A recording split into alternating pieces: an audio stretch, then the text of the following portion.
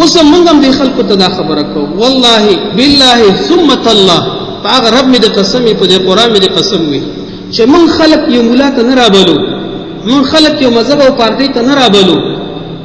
نرشي تکړه شي زه یو خبره وکم او تاسو ته معلومه شي چې د حدیث خلاف شماته وخوي راشي بیا ته وګورئ چې زه دا حدیث منم کو خپل خبره منم موږ خلک یو الله او رسول ته دعوت ورکړو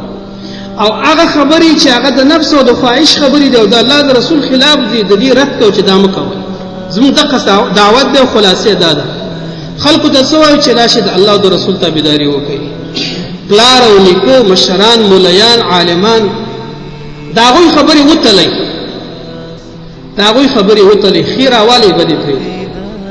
مونږ چې د عدل نه کار والی د انصاف نه کار والی د الله او د رسول لږ دماغو نه کار تاسو والی یو 10 منټه کښېنئ لږ سوچ وکئ چې د دې دعوتونو په منځ کې د ځمکې او د اسمان فرق دی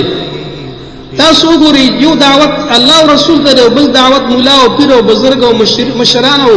ملکان او خانان او نوابانو ته تاسو خدای خپل عدل او انصاف په دې ګریوان کې وکړئ چې کوم دعوت صحیح دی